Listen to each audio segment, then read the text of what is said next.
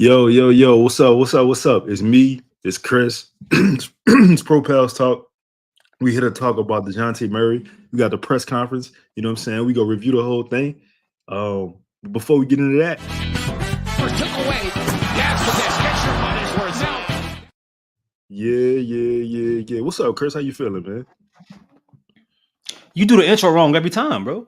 I don't know how to do the intro. You keep telling me to do it. No. Yeah, that's crazy. You're supposed to say you're supposed to start off, welcome to another episode of Propels Talk, but you gotta you know what I'm saying? I can't do that. Let's try it again. I don't have a beige rage. I can't really Practice. All right, one more time. 1, 2.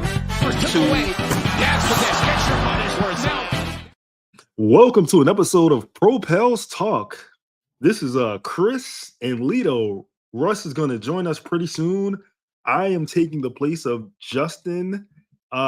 Everybody, just hold on to your hats. We have a good show coming on. We're talking about Dejounte Murray. We're getting a press conference going. Yeah. Close.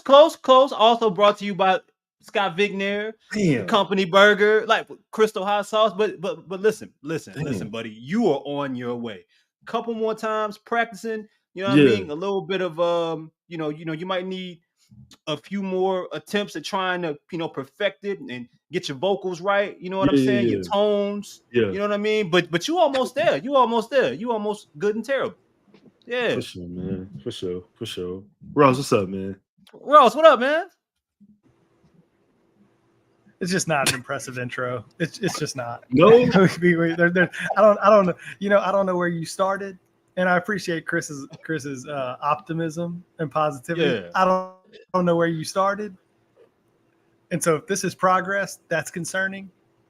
But in any case, we got that we can get better. We can get better. We can get all better. Right, that's cool.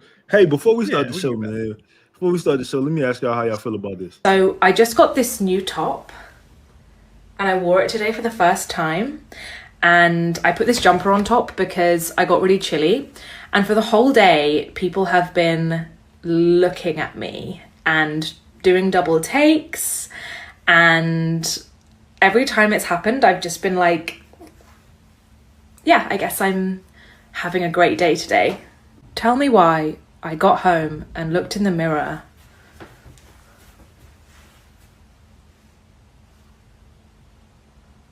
What? This is what I've looked like all day.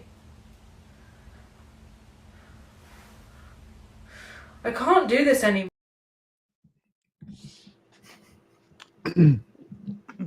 What's up, man? Why is she dressed She like just Mike like Allstott? She just like an office linebacker.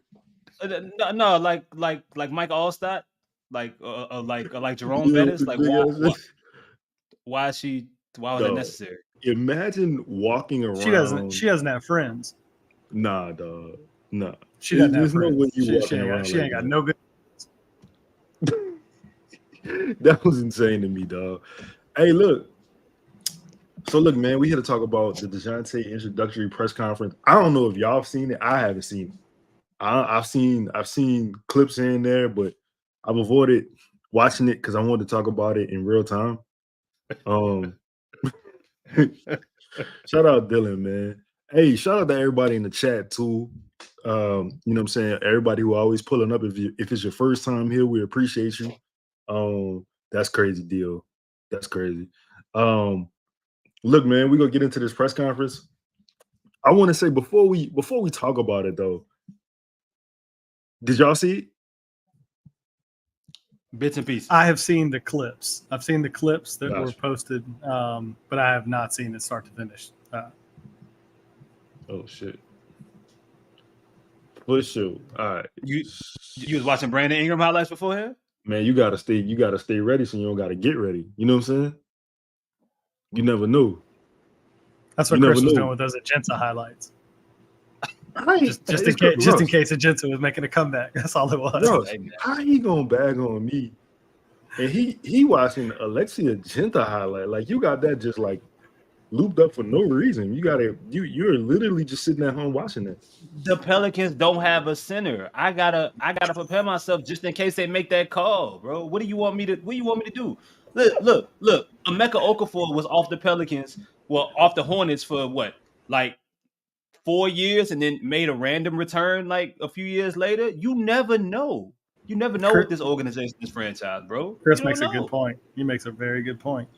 Hey man, let me tell y'all this though. I'm mad Justin is not on the show. I had some questions to ask him tonight, but it's all good, Justin. You ducking smoke. Don't worry about it though. All right, let's see. Let me know if y'all can y'all hear this? Yep, I just heard random breathing.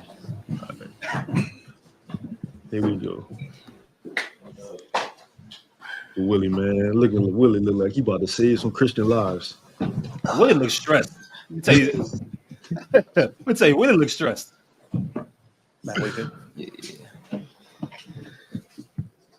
First, I'd just like to thank Mrs. Benson and Dennis and their executive team for challenging us and continue to empower us to win for New Orleans and continue to grow this organization. I hate this already. All right. Why did they let him lead? Okay, go ahead. I hate this already. This is so unnecessary, dog. Like, do not give us your mission statement. Incredibly blessed to have their leadership. Making a trade of this magnitude is never easy, both mechanically, but also from a human perspective, and more importantly, from a human perspective. All four of the players that were in this trade from our side, Dyson, Larry, EJ, and Cody, were all representative of everything that we want to be. They're representative of the teammates that we want them to be, and more importantly, the human beings that we want for the city of New Orleans. Larry, in particular, went extremely far out of his way to build bridges in this organization, to build bridges within the city, and to do as many things as he could to help the community. And so we're extremely grateful for that. Jonas and Najee, who are... Is he about to cry?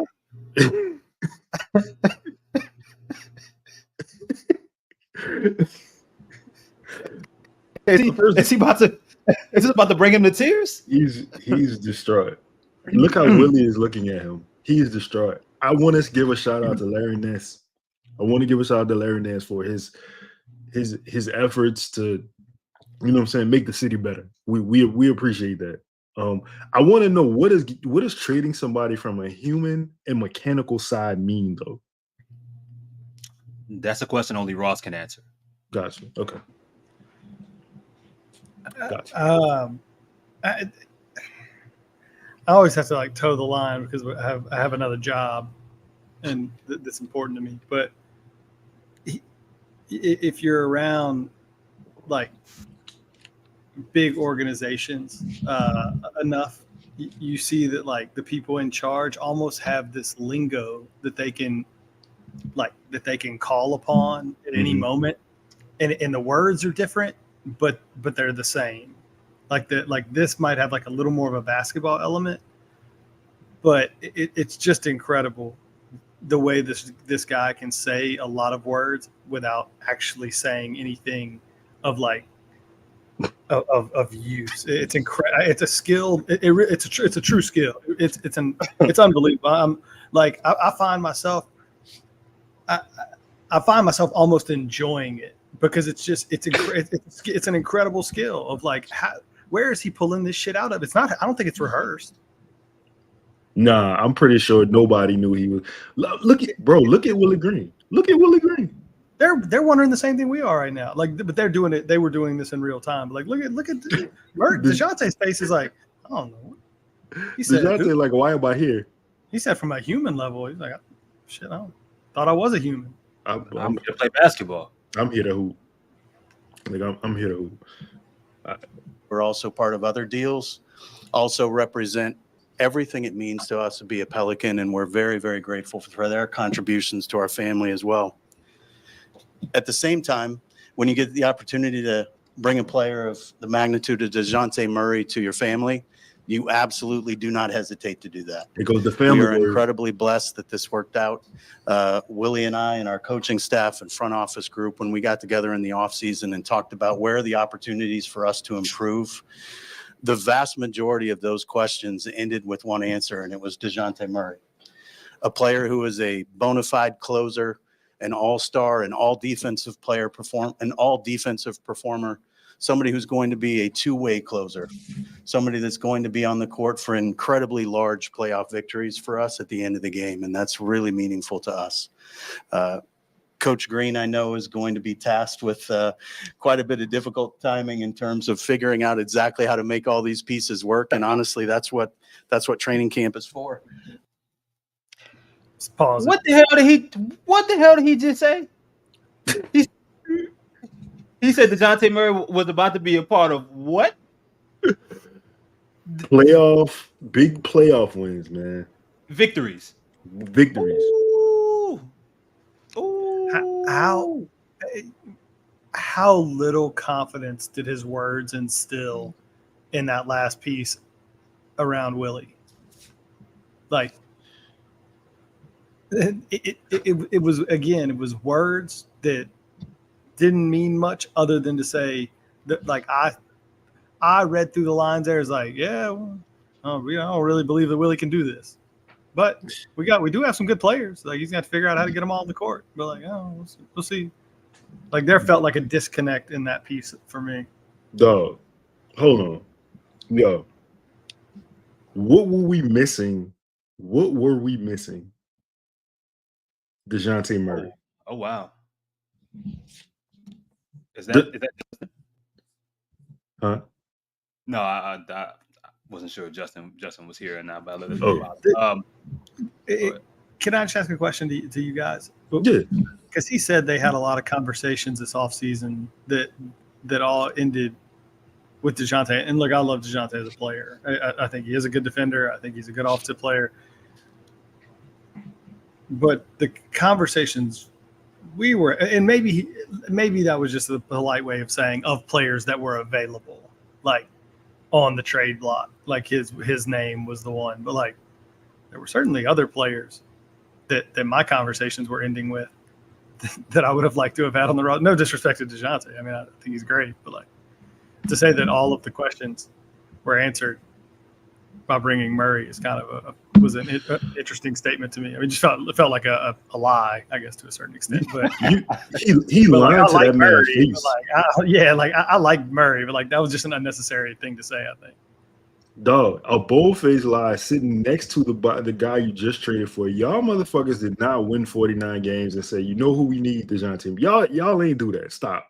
He's the finishing piece. What do you mean among others, bro? Like y'all hearing political verbiage, and I'm hearing somebody that's speaking from the heart. I'm hearing somebody that's speaking. He's about to start sweating. That's how much he believes what he's saying. And because you guys aren't able to internalize it, and you guys aren't able to fully grasp and comprehend what he's saying, that's you guys' fault. Because I understand 100%. This guy is about to be a part of playoff victories. Okay? Now, that would mean they would have to win more. They would have to win one more than zero because that's what happened last season. But victories. That could mean a 4-2 loss in the first round. That could mean going to the conference finals. But I'm excited. What would y'all say? What would y'all say in y'all community, Ross? Pumped. Okay? All Proceed. Right. I am. Yeah. I am filled with joy. Huh? Oh. Okay. Joy. Oh boy. Listening to what David Griffin is saying. 100%. Okay. Listen, man, keep playing. He is speaking what this fan base needs to hear. You guys y'all just listening wrong. Proceed. Chris, I was about 2 seconds away from throwing you out of here because I thought you were going in a whole different direction. I'm glad you cleaned that one up, player. I'm glad you. Time out. Ross, don't worry about this. This for Lito. He gonna go to hell. I'm a demon, I don't need my friend to God. Fuck it, I don't need nobody God. I don't need nobody God. For a nigga gonna play, he gonna die. For a nigga gonna play, we gonna get a homicide. That's for you, Lito. Now, proceed. All right, so here we go. I'll turn it over to Coach now to get his thoughts. Well, I can't read it. Just to add to what Griff said, first of all, we're grateful for Larry, Dyson, Cody, and EJ and their contributions to this organization. But at the same time, we're extremely excited to add Dejouonte to our team. I've been watching him, quite frankly, since he's come into the NBA. And what excites me is his adaptability, his competitiveness, the things that he's had to overcome to put himself in his family in this position. And he just fits our style. He fits what we're about here in New Orleans. And we look forward to maximizing this platform that we have as a group. And Question. What is the Pelican style? Ross, do you want to answer first? I'll wait. No, I had two questions that I was hoping y'all could answer. One was, what was EJ's contribution to the franchise? And two, what is? I'm not actually certain. I think what he would tell you, is that he would give you some kind of coach speak about how we're a defensive-minded organization that is going to play hard for 48 minutes, and we're going to always leave it on the floor, and we're going to play with a certain level of competitiveness, and that's what Dejounte. I think if you asked him that question, he would give you some response like that, which again is it's kind of a crock of bullshit, but that's what he would say. Fair. All right. So we need to by the end of this press conference, we need to figure out playing style. I'm just taking notes. But wait, I don't think you guys heard that right. He didn't just necessarily say Pelicans basketball. He said New Orleans. Okay, he's talking about representing us, representing the community, representing the fabric that make the city, the fabric that makes the state, the region. Like this is bigger than Nino Brown. Like y'all not seeing the full picture here. We are 3 minutes and 19 seconds in, and you guys are completely being short-sighted with what he's not even wearing a tie. This man is serious. This man is serious. So and what he said. I'm trying to look real close. Is his collar blue too? No, it's a white collar. But he's serious. Listen, this is off to a great start, and I believe that they both believe the same exact thing, and that's what you need. You need your coach and your president of basketball operations to be on the same accord. I mean, they've been pretty much I guess congruent of sorts since the start. Why stop now? Right? As Chaz would say. I have to get my legal pad and my notepad since Five isn't here, because there's gonna be a lot of good notes and a lot of good things, a lot of good intel that we've been missing, because we know that one thing this organization is gonna do, they're gonna tell us the real. Right? This is what we're here for. Come on, man. Are you saying that a person who does not have a tie on means more business than a person who has a tie on? Is that what you're saying? Yes, absolutely. What? Why is it a question? Okay. Wearing a tie it's the old trickery, a mental game. Wearing a tie, I want you to think that I'm about business, but I'm not. But no tie, you might think, oh, this guy didn't dress the part, but I'm actually about business. It's there's a mental exercise you got to get through there. It's deception. Okay. Yeah. But we couldn't be happier for this time and for this moment to add you to our team. How you guys doing? Yeah, appreciate all you guys for coming here today. I don't want to make it long on my end, short, but I'm thankful. Pause that. Okay. All right. Hold on. Let me take the glasses off and first thing, guys, do me a favor. Y'all saw Five's message. 25 likes. We need more likes, man. Y'all saw Justin's message. Go ahead and see that like button. You know what to do. We are going to we're broadcasting this on our show, so we have to take the accountability into our hands here. And when certain things are said, this brother's first introduction to New Orleans is saying what he said just then is completely outrageous. And we don't think you guys deserve to listen to that. So on our behalf here. Hey, yo. Hey, yo. Hey, yo. Hey, yo.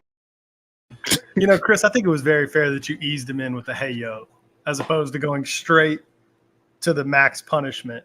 I think that was very diplomatic. That was the good Chris giveth and the good Chris taketh away. He deserves a mulligan. He does. Oh wow.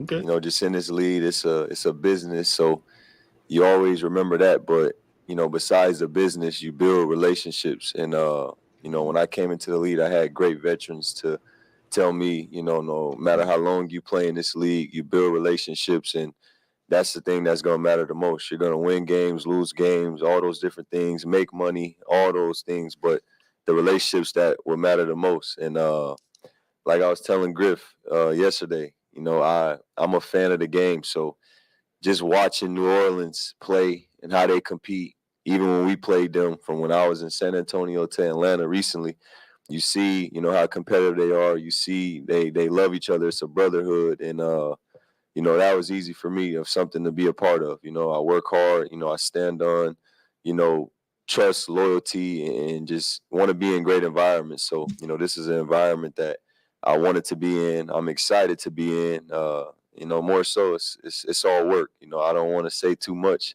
besides just put the work in with my brothers, the whole organization, from staff and all the way on. And you know, most importantly, I'm excited to be here. But you know, I just want to let you guys know I appreciate all you guys for coming today. They said they were looking at you, as far as the trade deadline. How much have you kind of kept the eye on this situation? What do you think about your fit with this team? I mean, on the deadline stuff, you know, it's not appropriate for me to speak on those things when I was in Atlanta, because like I said, you know, I love my brothers and, you know, all them guys there. And I understand my role in this business. I'm a basketball player. I'm not the GM, the owner, anywhere in the front office, the coach. So that stuff never really came to mind, because if it happens, it happens. It doesn't, it doesn't. You know what I'm saying? So for me, it was just talks, everything going on. I was allowing my agent to do that because I was there to show up and put the work in and, you know, just build bonds with my brothers, like I said. You know, but far as New Orleans, because this is home now, I'm excited. Fans of all of these guys, like I said, not just Zion. You know, you go down the list. And then I fit in with these guys because I'm a competitor. You know, from day one, I want to compete at a high level. The best part about that, go down the list. Name Zion. That's it. That was the list. I don't want to lack in no drills, whether it's sprints, skills and drills, whatever. Coach could say we're coming in, and if we're coming in, I'm 110% invested in just who I am as a person. You know, I don't really brag on myself. I don't like praise. You know, I want to continue to grow as a man, a father, and a basketball player. So, you know, for me in this situation, I fit in perfect, and I think it's going to be a smooth transition, and I'm excited. With respect to the previous stops you've had in San Antonio and in Atlanta, the opportunity to come to a team now that seems like it's on the cusp of a deep playoff run, how much does that excite you with the opportunity to work with players like Zion and B.I. and CJ?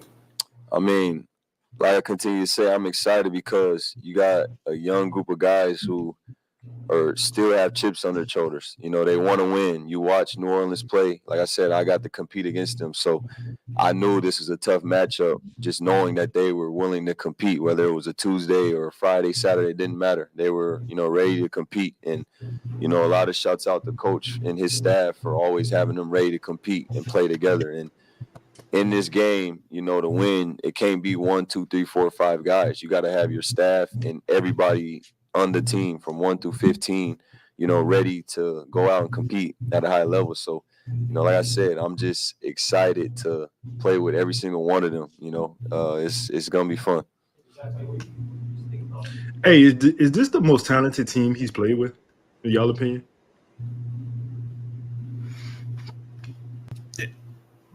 I had to go look at one of those earlier San Antonio teams, but maybe. Are we talking? Yeah, maybe. Yeah, I think so. I think it is. I mean, Zion's definitely the best player he's played with, but like just in overall debatable. Yeah, okay. But if you go down the line, you've got a perennial all-star in Zion, or what should be a perennial all-star in Zion. I mean, CJ is like in whatever tier is right below that. Never made an all-star team, but obviously a very, very good player. Herb. Yeah, I mean, I think overall this is probably the most talented team, or at least as it sat whenever he was doing this interview. Is probably the most talented team he's been on. I mean, look, he's saying all the right things. And sometimes I think people say stuff and you might not, but like I find him to have like conviction. In a sense of like I think he believes everything. Like and good for him. I mean, I think he actually believes what he's saying. I think he actually is excited. I think he does think it's a talented group. I think he does think he fits in here. Like I find him to be, at least from just watching this, to be honest and to be like self-aware, I guess might be the best way of describing it so far. He got a real stoic demeanor about him. Yeah, confident. It doesn't seem like a guy of a lot of words, or at least a lot of wasted words. It seems like if he says some shit, I fully believe in it. I'm standing on what I'm saying. Yeah. And I think with the politics of basketball, and like you see the characters that come through in the league, you kind of gotta appreciate that. You know what I'm saying? Like he was just the clips I saw, we gonna get back to it, but the clips I saw, he was just being honest. So, what you got, Chris? No, I mean, one of the things we're forgetting here is that, he gave, one of the more talented guards in this league shouted out Willie Green and the coaching staff. I mean, for someone who doesn't waste words and is as confident in his vocabulary and the things that he puts together, he said, shout out to Willie Green, shout out to the staff, because it's difficult. You can't just be ready to play on a Tuesday. You got to be ready to play on a Friday and a Saturday. And shout out to the coaching staff. Shout out to Willie Green for helping that be a thing. Like, y'all, if he can see that, we need to be able to see that. You think he watched all those Friday night games this last year? Those home Friday night games? Absolutely. You think he watched those? We got absolutely. Okay. Absolutely. Right. Absolutely. He's a natural born leader, and this is what comes with it. He believes in the staff. He's happy and excited to be a part of this roster. He only names Zion, but everyone else. What else do you listen, man? I'm buying in all 7 minutes. I don't need to watch anymore. We're gonna watch the rest of the interview, but I'm ready. Championship on the way. All right. Playing against Zion in his game as an opponent, and now getting a chance to be teammates with him, and how y'all's games could mesh. That's our superstar, and I'm excited to push him. I told him I'm a. Hold on. Hold on. Yo, listen. I know this is just talk, but to hear that man day one say that's our superstar, follow that up with I'm excited to make him better. I mean, listen, man, that's what you trade for a guy like that for. I'm gonna be honest. I didn't know you was getting these kind of characteristics with him. I didn't know you was getting these leadership qualities. But for him to say that, like, that means Zion can't be on. He can't, like, Zion. I want him to stand on these words and be the coach. You know what I'm saying, on the floor to Zion. I mean, look. At the end of the day, they are just words, and he's sitting next to somebody who's one of the best in the game with the way that they put together words, right? So what you of course want the time to be able to surpass to where we can see the action at play in this transition of his career, but you definitely got to piece together and pay attention to the type of things that he is saying. 5 puts, commented here, that's our superstar, right? Like that means that he's coming into New Orleans knowing his, I don't want to say his place necessarily, but he knows that he's not coming to New Orleans to be the guy, right? That's not even a thought in his mind. He knows what and who it's going to take for this team to get to the next level, get to the next step. Not Brandon, not CJ, not Trey, it's not on the coaching staff, it's not on the front. He mentioned Zion. And then he follows that up by saying he's going to push him and hold him accountable. Basically, that's what I'm taking. When I hear you're gonna push somebody, I'm taking that as you're gonna hold them accountable, you're gonna call them out, and you're gonna be real with them about being like, you could tell there's some kind of relationship there already.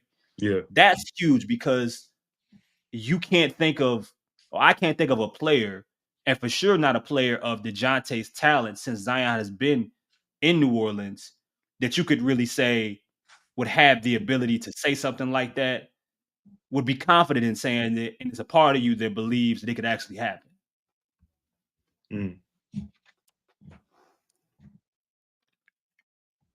Push him, and this goes back before I was joining the team. We exchanged numbers and had conversations, and it was never about, oh, come to New Orleans or this or that. He was somebody who reached out and he wanted to learn certain things, and you want that from somebody that's young, that think, they don't know everything and they're willing to be a sponge. That just shows who he is as a person and how much he wants it. And when I say that, how much he wants to win and be great as an individual, but also for his team. So, I'm just excited to push him, whether it's, learning who he is as a person, because that's the most important off the floor. And then on the floor, we both love the game. So, like I said, when it comes to drills, if I see something that I think he could be better at, he sees something in me, we're going to be open to that, and making sure that we're both in the film room, studying the game, studying each other, the opponents, and just preparing. Preparation's everything. But I'm excited to push him to the next level because he has a bunch of levels he could reach. Shout out to Zion. Because a lot of times you hear, why doesn't Zion reach out to? Why doesn't Zion get with? You know what I'm saying? And this is something that, like, I don't know if y'all knew this, but I didn't know, they had a relationship prior to, the trade. And shout out for him for saying, man, look, if I see him in practice slipping, I'm going to tell that motherfucker. That to me is I think the biggest takeaway from this whole thing. Like, imagine the level of self-confidence and the level of like leadership ability that you have getting traded to a new team that hasn't won anything, but with a, quote unquote superstar. And the words you're saying are not, like, he could be saying the same meaningless, like, platitudes that Griff is saying about, like, I'm excited to be part of a fan, all that kind of shit. But he's not saying that. The first thing he's saying is, I'm going to push your superstar to be better. Like Chris said, I'm going to hold him accountable. Not in the games, in practice, in the film room, and all of that. Like, that to me shows a level of ownership that I don't know that they've had up to this point. Of like, yeah, we're not just going to half-ass this thing on talent. We're going to put extra effort in to make sure that we're maximizing ability here and there. And so I think that goes a long way, especially from a guy that is brand new to the team, is acknowledging that he's not the superstar, or those are at least the words. And he's saying that, but I am going to push your superstar. I am going to push this guy. Like, and part of being a leader is discomfort. Like, everybody thinks a leader is a friend and all that. Sometimes the leader ain't your friend. Right. He's not. And I see a little bit of that, or at least I hear a little bit of that in the words that he's saying. What I'm curious about, Ross and Lito, is, like, every part of me wants to believe in what Dejounte is saying right now, right? Someone had a comment up here that I saved that said CJ came in with the same level of optimism, right?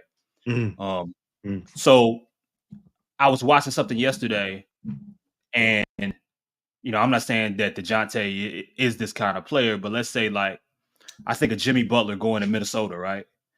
And he was really excited about playing with Andrew Wiggins and playing with Karl Anthony Towns and just, the future there and so on and so forth, getting the best out of those guys, out of the youth, thinking he was going to be the final piece. And he knew that for them to get there was a level of toughness and seriousness that they needed, preparation, practice, all those different things. It sounds good on paper, right? But I want to see, what happens when Dejounte is holding anyone accountable. But let's say it's Zion and maybe some of those bad habits kick in. Well, how do you react then? How do you continue to stick with someone that has had, due to whether you want to blame the organization or whether, Zion's fault, every person that you would want to say shares blame, Dejounte can't hold, he can't take the weight of 5 years, 5 years of failings or 10 years of failings. I'm curious how that relationship grows when he actually gets to see Zion, gets to see the staff, gets to see all of these people. And you want to hold them accountable now until you are next to them and you see the way that they work. And maybe it doesn't mess the same way that you thought it would when you first arrived. I hear you. And I think the difference is, and we've all said this, I think Zion needs someone. Not just needs. I think he actually wants someone like this. Like I don't know if it's Five or if you, Chris, but one of you guys have talked about or Chaz maybe.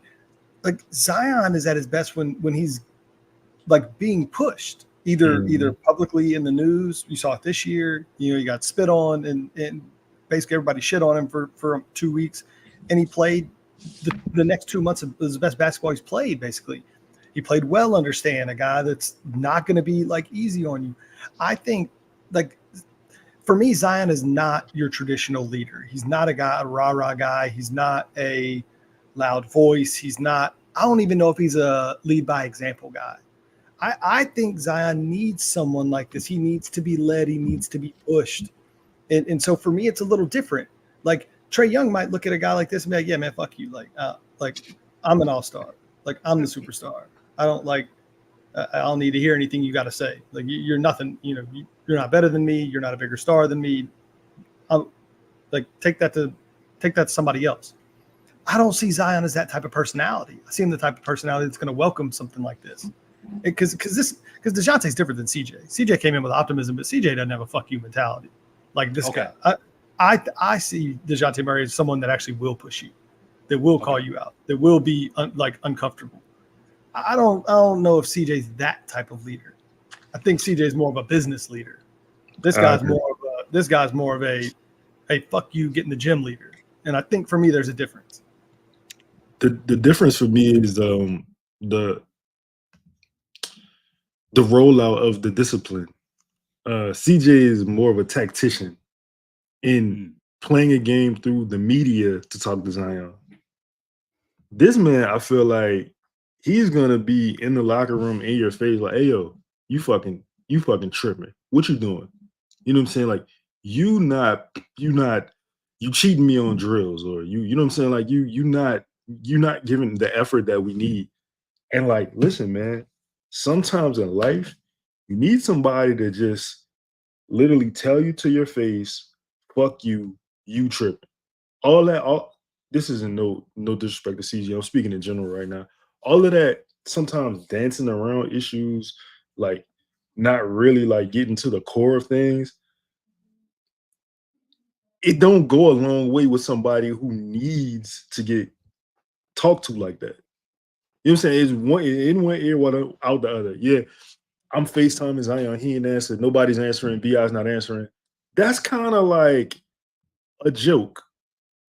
And this is not on CJ. Yeah. I'm just saying in general. That man ain't going for that. We Cole in the comments talking about his affiliation. We ain't gotta say, but that man not going for that.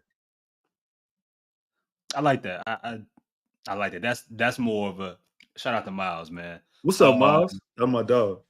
That's more of a life thing. because a lot of these things that we've been talking about when it comes to Zion and him preparing and taking just even the little things about the game, about basketball, about his career seriously. I do agree with Ross and what you said, Lito, about it being a different approach needed. I can't tell you exactly how CJ talks to Zion in private necessarily, but it does appear in some of the things that we've heard, it is media game. Some of it is business, like some of it is politician based, so on and so forth, versus Zion may need someone that not only he respects, but someone that he, if Dejouonte is saying that he's already reached out to John, well, the Zion's reached out to him about how can I get better here, or how can I do that? Well, that shows a respect factor, right? That shows that I think you are really good. I look up to something that you're doing. I'm curious how it can happen. Well, what happens when they're teammates? So if you have that respect factor, and I think that you're a really good basketball player, now we're teammates. If you really honestly want to get better, even if you don't, if I'm the leader, if I'm Dejouonte, it is my job, no matter what. It's my job to tell you the truth and not sugarcoat it and not tell you nothing. If you out of shape, bro, you out of shape. Come work out, come train. Come with me today. Roll with me today. Hey, here's such and such. I'm going to connect you with this person, that person. We trying to win. Hey, what the fuck are you doing? Why you look, this on you. You the superstar. Like he came in here and put the responsibility, whether or not it's 100% being seen, he put the responsibility on Zion. Zion, that's our superstar. How often do we hear other Pelicans faithful or other players get up and say, there's no leader, it's no one's team, they share responsibility, all of that? Well, guy from the outside was going to be really important on this team going forward, came in and sat down and said, no, he's a superstar. It's about him, and I'm going to push him. That's important. Hey, look, and lastly, before we move on, 2 points to Chris's point too. Yo, like if you got somebody you really, that's your partner, that's your man, somebody you really care about. Like if I see like Ross moving sloppy, I'm gonna tell like, dog, you tripping. Like people have to be vocal about these things. Like fuck the basketball, but from like just a life perspective. I cannot say you my partner and look at you and say, yeah, you good? No, ain't no way. Not only am I fucking over you, I'm fucking over me because I gotta be seen with you. We gotta be on the floor together. Like we have to share the performance of the team. And then and lastly, like the man got a Mike Tyson part. I fully believe everything that he is saying. I don't know anybody with a Mike Tyson part that lies or plays around. He don't have time for games. How you feel about Shannon Sharp? We need a much longer podcast for how I feel about Shannon Sharp. But yeah, all right. I mean, I just was asking based off of what you said. We got any commercials? But their part's not the same. Shannon just got like a long part. His is actually slanted. You can see all that from here? Shannon's? No, Dejouonte. You Google this. You can't see. You Google his hairstyle. You can't see that. But like you see where it, like you can see. There really ain't no way for me to say this without it being. Yeah, paused. go ahead, say it. I'm trying to tip. All right, don't worry about it. You want a commercial? Yeah, man, we got to shout out some of the sponsors, some of the people that to keep the lights on, man. All right, man, hold on, man. Let's see. Hey, I know you. You helped my cousin after her car accident. Ever since you won her case, she's been doing great. Oh yeah, Melissa. She told me she had a cousin who works here. What can I get for you? How about a large hot coffee, please? 1 hot coffee for Mr. Scott Vicknair. It's David. Excuse me? I'm David Vicknair, and this is my law partner, Brad Scott. Hey. Wait, so then which one of you is Scott Vicknair? Scott Vicknair, injury attorneys, we fight for the win. Shout out Scott Vicknair right there. Paid actors. In that.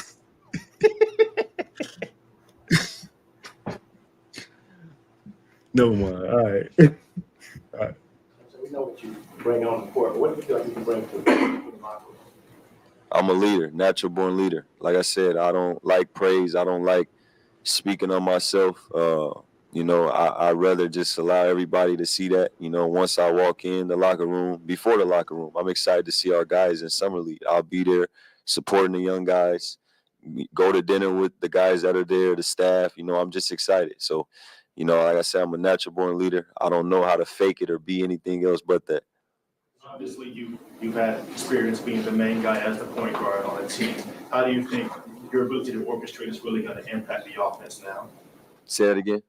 Your ability to orchestrate an offense and ball distribution, how do you think that's going to fit in well with this offense, with Zion and company? That's my job, to make all their lives easier, but also be on the same page as coach each and every day, starting in practice, film, and leading to the games. And that's what I want to do. I want to make all these guys great. I want them to be better than me. I want their life easier. I want all those things. I want all them challenges because I just feel like I'm built for it. But most importantly, I know I could do it. And like I said, being on the same page with coach, that's the most important. What y'all take from that? I was going to ask, do you? It's hard to know, but do you see him as a guy that will push back on Willie Green? I do. That's really like what the question I wanted to ask from this is when things get bogged down and Willie wants to run the same boring ass sets over and over. Like, do you think he has enough voice? I mean, obviously we don't know yet, right? But do you think he has the confidence to say basically no? Like, if I'm the point guard of this team, we're not playing the same bullshit. I think. Oh, my bad, Christian. No, I'll respond after that. I think respectfully, this is with all due respect to Willie Green. If you brought this man in here to be what he just told you he was at his introductory press conference, day one, sitting in front of the media, you and your boss, he told you who he was and he told you what his goals were. You were, shout out to Chaz, you were 0-24 in games decided in clutch time, you know what I'm saying, in the fourth quarter, right? You bring in a point guard. Everything okay, Jerry? Because we watching the press conference. What you all like? What you watching? Like, what's happening? Go ahead, man. I guess. Yeah, I fully expect him to at some point. I can't even. Why? Jared, brother, the other Jared, Jared Jones. Why is Bubba Sparks on your mind at 10:30 at night? Why is Bubba Sparks on your mind, man? What's happening, brother? Where are you right now that is relevant? Watching Dejounte Murray, something. All right, don't worry about it. Lito, what was the question? He asked about you think Willie Green would? I mean, you think Dejounte Murray is going to be eventually buck the system? Yeah. No, I mean, I think at some point, because he seemed like, he gonna ask, well, why the fuck y'all bring me here? Yeah. Or he the guy be like, well, this what you brought me here for, to do that. Like, if you bring in a point guard and you are putting him in that role, you're telling him that that's what you want him to do. You want him to lead. Those are the characteristics that you want. Well, then that comes part of leadership. A big part of pretty much all leaders is instinct. You know what I'm saying? And instinct ain't gonna always go with what's being told or what's being asked upon. Like, I'm the one that's on the floor. I got the basketball in my hand. You got to trust me to fail or succeed. And I think early on, yeah, he might start off trying to, be coy and, okay, yeah, he might start off being coy and shy and kind of just trying to fit in, but eventually, for this team, for him to be worth whatever the rest of this roster is going to look like, And for him to be a dude that can match anywhere close to what Griff is expecting and bringing him in, whether it's bullshit or not, it's gonna take some challenging. It's gonna take those hard conversations. He's gonna have to be the one to show and to preach the things that we've watched and been confused about, that we've criticized, that someone in the locker room has criticized. And maybe it takes someone with his talent and someone with his personality type and another person coming from the outside, not being drafted or, a different perspective to say, hey, that's not working. Like, we need to do this. See what happens from there. Color Park, Bubba Sparks.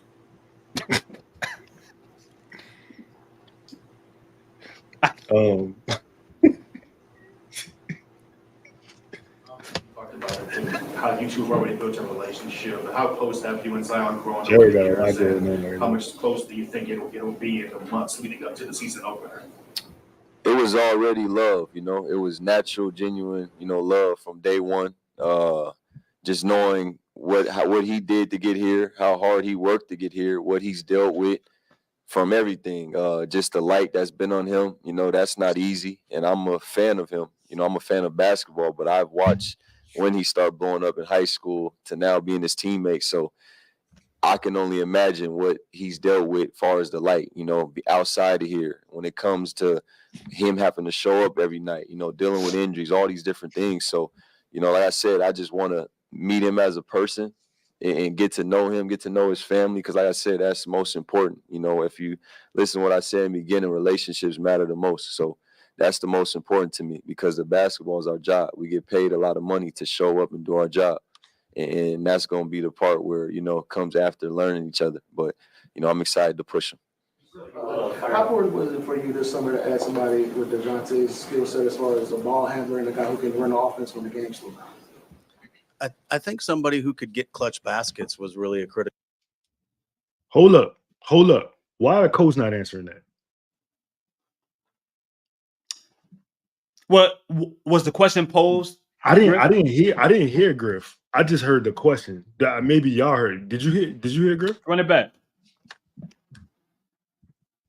How important was it for you this summer to add? What I said in the beginning, relationships matter the most. So that's the most important to me because the basketball is our job. We get paid a lot of money to show up and do our job. And that's going to be the part where, comes after learning each other. But, I'm excited to push him.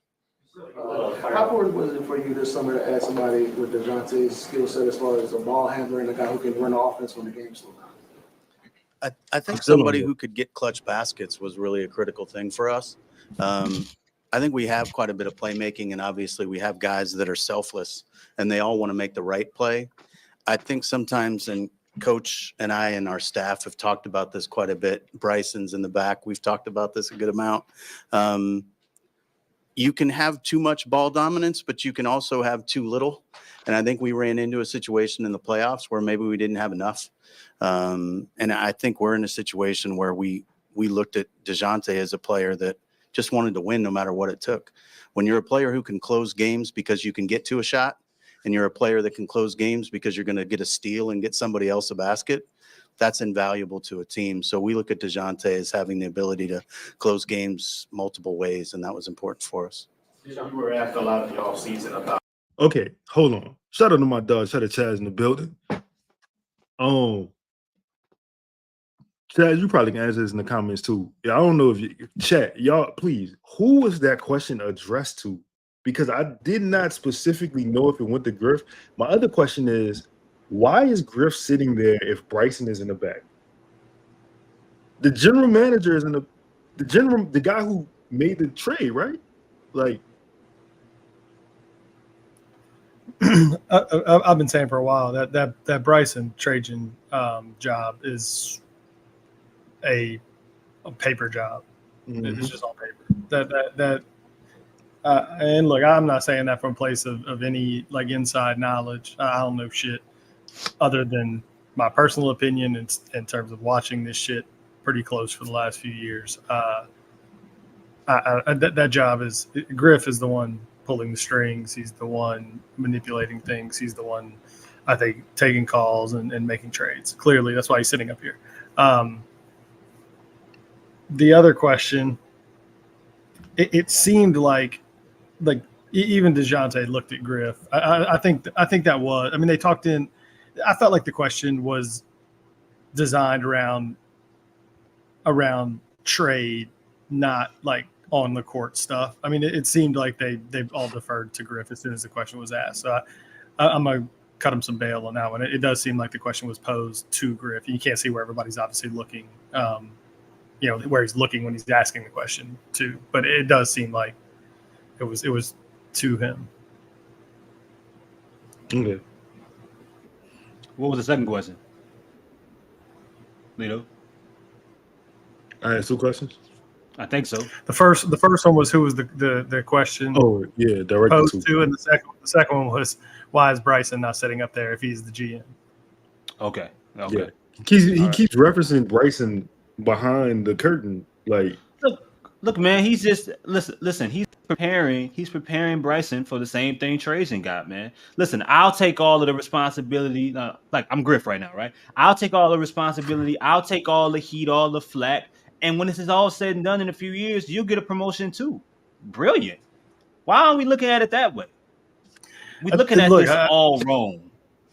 I don't know if you're being like sarcastic there or not, but I think there is a part of me that does agree with that. Like I think that is how Griff would couch this. Like, hey, you're a first time GM. Like let me handle this. You know, there's no reason for you to get up there and like. I think it's part ego, but I do think he would spin it the way you just spun it. Like that, I think you were spot on. So you're saying there's no development in this organization, even with front office people? Trajan's just got a promotion, Lito. You've seen that good work Trajan's doing, huh? Yeah. Yeah, I see that. I see that Tobias Harris money he passing out. I see that. Yeah. I see that. Yeah. Tim Hardaway Jr. Tim Hardaway Jr. has been a stud. We did a show on Paul Reed. Guess who signed him? Guess who watched the video and signed him? One of the few teams with cap space. You don't think Trajan's to watch our videos? Give Cade a bunch of money. Yeah. I heard Trajan seen a couple videos, you know what I'm saying, The Pass of Us, like watching doing basketball takes and shit. But I don't, the Pelicans, we don't give shout out to that guy in the organization. We don't give never mind. Maybe getting a point guard, maybe getting another superstar. It kind of seems like you got a 2-for-1 in this aspect. How ideal was that you were able to retrack towards this trade and get it done the second time around? Yeah, I mean, we're hoping it's ideal, and at the same time, as he said, the praise of this isn't going to matter if we don't win. So we think we put ourselves in a position to have somebody who's truly hungry to be part of what we're doing and to drive us forward. We were really excited that it was something that was available to us. It'd probably be disingenuous of us to say we recognize the degree to which he's going to lead this group. I don't think coming in the door, that was our expectation. And you sit with him for 3 minutes, you know what this is going to look like. This is going to be different. And I think that's something for us that's the most exciting. You made over 200 threes last season. What can you tell us about the work you put in that aspect of the game? I mean, growing up, I never had a trainer. I was just raw talent, playing in my neighborhood. I didn't have the trainers. We didn't have access to none of that. So, as you start getting to these different levels, starting in college, and then, I was blessed to make it to the NBA. And get with great people and just be around, a bunch of people that's done it before me, whether it was a coach or player. And, when it comes to working hard and just putting the work in, that's something that I want to do. And that's a chip on my shoulder that I have from just where I come from and knowing there's always room to improve. So even with that, I just look to get better in things each and every year. Kawhi Leonard told me when I was a rookie, don't chase nothing. Your journey's your journey, and just take it day by day and year by year. And that's all I did. Get better every year, and I try to come back and be better every year. And, as the years start going, I start getting more confident with it. And then it goes into having a coach that believes in you. It doesn't matter. If you have a coach that believes in you, then the rest could be history. So, and I don't lack confidence no matter what it is. So that's another thing that, benefits me. Well, you've had a lot of capable playmakers since you've become the head coach here. How do you view Dejounte Murray? Because it feels like a legitimate starting point guard, your first here in New Orleans. How do you envision him fitting in for your offense? Those are some of the qualities that we love about him. Is that if you examine his career, he's had the ability to adapt to any environment that he's been put in, and the biggest, I think, what blossoms out of him is that he's a competitor. No matter what position he plays on the floor, he competes. And if he's playing point guard, he'll compete. If he's playing in San Antonio next to Tony Parker, it didn't matter. He just put him on the floor, and he's gonna make great things happen. But we definitely gonna put the ball in his hands, and it'll be in his hands some, it'll be in Zion's, it'll be in BI. So CJ, we have a number of guys that we can put the ball in their hands, and they'll feed off each other. And I think that's those are more weapons for us. He's lost. He's totally lost already. I got nothing from that. That to me was. I heard that. You know what I heard? We're going to play with force. That's what I just heard. It's the same. Like the question was clearly designed around, hey, you now have a lead ball handler, right? That has been in this position. He clearly knows how to lead an offense, this, that, and the other. Like, tell us how you're going to integrate that a little bit. And he gave us nothing. He gave you nothing other than we know he's going to play. I forgot what he didn't say force, but he said the same shit. I just, man, I have we make fun of Griff just because he's a weird, quirky guy. I just have no faith that Willie Green can accomplish it. Like, I don't. I hope I'm proven wrong. But answers like that give me no faith that he has any clue where to even start. And that scares me, because if you don't get a Brandon deal done and you have to come into this year, if you have to start this season with kind of an awkward lineup of whatever it looks like, CJ or Murray and CJ and Brandon and Herb and Trey and all these pieces, I don't believe he's capable of managing that. I don't. I truly don't. I think he's going to botch it. I think he's already kind of botching it. But you know what I hear when I hear Willie talk sometimes? I hear a people pleaser. Mm-hmm. I hear somebody that is non-committal when it comes to certain things. He doesn't want to piss off or make someone else feel uncomfortable that's important on the team. And that's a problem, especially if you want to have you want to win games and you want to be a talented group. Like, you got to be willing to piss off, some of the best players, like the best player on the team. One of the reasons that Dejouonte is so indebted to Pop, you know what I'm saying? Like, years after he left San Antonio, was because, and it's not just with Dejouonte, but you hear anybody talk about Pop. Pop held everyone accountable, even if he had to orchestrate it to make it look like it was something that it wasn't.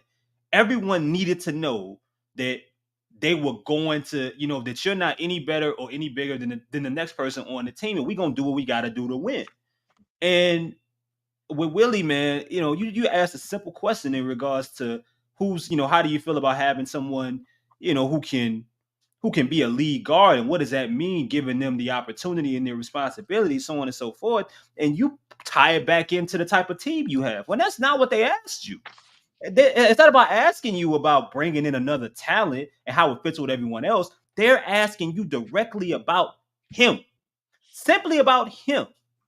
Are you going to be able to say, Brandon, I don't care how you feel about this. Dejounte's taking the ball here.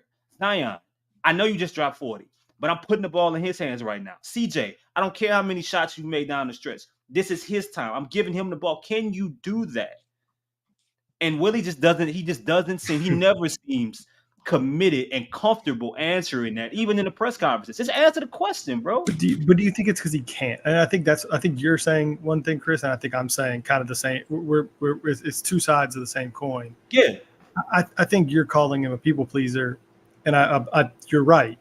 I hear the same thing, but I think we hear that because he doesn't have the answer. In some ways, it's like, it's not that he gives up. It's that I'm trying to come up with an example. It's kind of the same. Like, I have 3 kids. If my wife makes a big meal, a big dinner, and everybody sits down, well, one of the 3 kids ain't like, well, shit. Most of the time, all 3 of them are going to say, "Oh, we don't want this. We want chicken nuggets or we want, pizza or whatever. Well, like, that's part of parenting, is being like, no, your mom made this meal, you're going to eat it. Everybody ain't going back to the fridge to get whatever bullshit's in there. And I think some ways Willie's not comfortable doing that. He's not comfortable having that conversation with, I think, people that he sees are bigger than him, not bigger in terms of size, but bigger in terms of like personality or, like Brandon or Zion. Like, he doesn't feel comfortable doing that. That's one part of it. The other part of it is, I don't think he has the answer to making this work. And so, yeah, that turns into like, no, everybody's going to get a turn. Some nights it'll be Brandon and some nights it'll be, and that's when you start hearing all that bullshit. And it just, it instills no confidence. And like Lito, you don't even have an idea. Like, if I asked you the same question, you ain't even got to be 100% fluid with your answer. But if I asked you the same question that they asked, like if you were Willie Green, what would you have said? If you're asking me how does it feel to have a point guard on the team, I would tell you that off the bat, I would say immediately for me, it would help with fourth quarter stagnation of ball movement. Like I would have got into the cons of what we didn't do well last year and talked about his strengths and how it would have helped him. But why didn't he do that? And I can tell you exactly why. It goes back to exactly. I can tell you why too, Ross. He doesn't want to indirectly insult CJ, and that's what he would have had to do. Yep. Or himself. Bro, you get into a conversation where you could say we didn't do this, like we didn't do X, Y, Z. You don't have to say Christian wasn't the best facilitator, or you know what I'm saying. But to Chris's point, man, bro, I hate people pleasers. I feel like they're the worst people on earth. If you waffle on every situation, like dog, you don't have a stance on nothing. Like, what the fuck are you doing? Like, you Willie Green has to develop some sort of fuck it. You know what I'm saying? Like, nah, fuck that. Nah, look, or freak that. How he would say it, right? Freak that. We're gonna do this. The crazy part about this whole conversation is you trade for a point guard and you say we're gonna keep in all hands-on deck type mentality with facilitating the basketball. Why did you trade for that man? Why is he sitting next to you? The second part of good. No. Go. The second part about the worst part about it for me was you actively you tied it back into a player in Brandon that your president who is sitting on the side of you is actively trying to trade. Why are you including him in a game plan? Your GM and your president are trying to trade him. How is Brandon the first person you think about? Now we're gonna have the ball in BI's hands. Dog, what the fuck are we doing? What are we doing?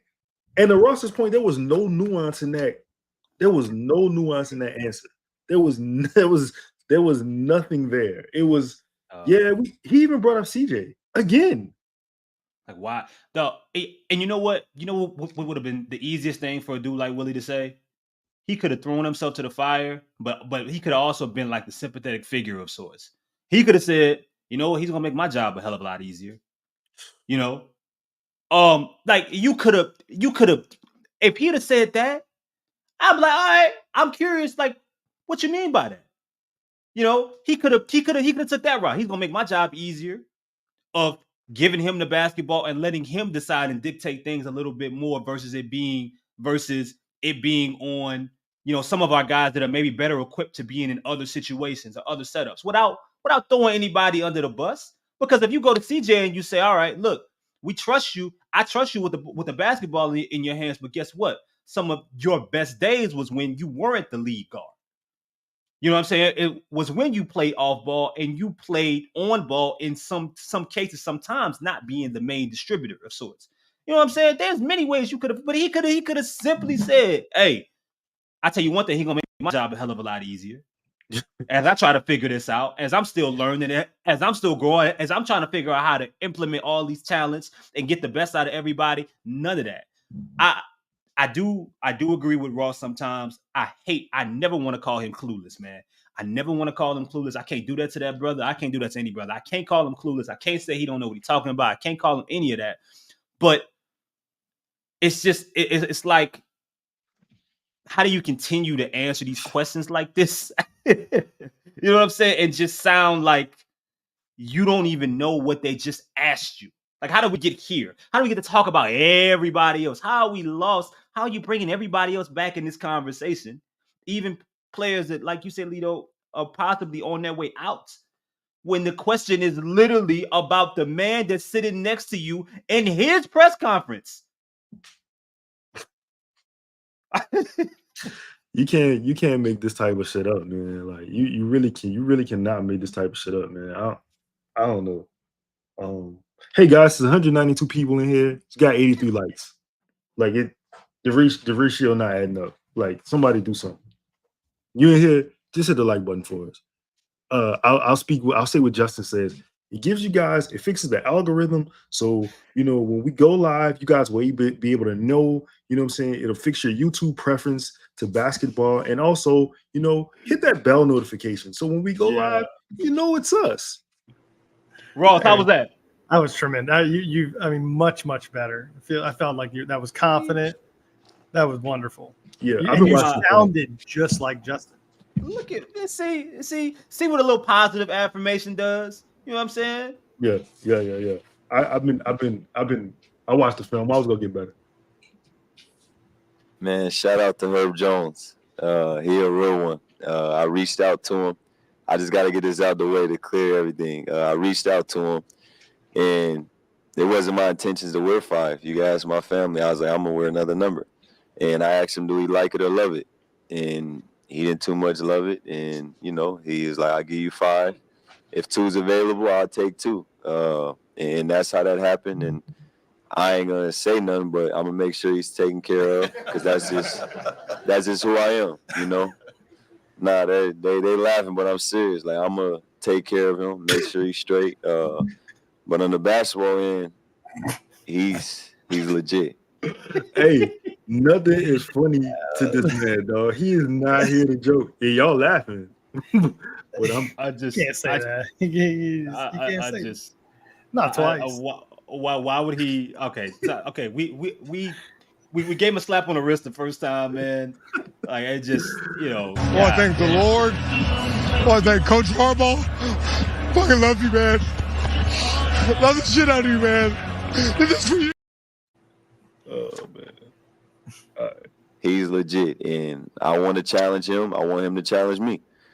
Starting in practice, and I want to be on first team all defense with him. And that's something that I've been preaching since the trade happened.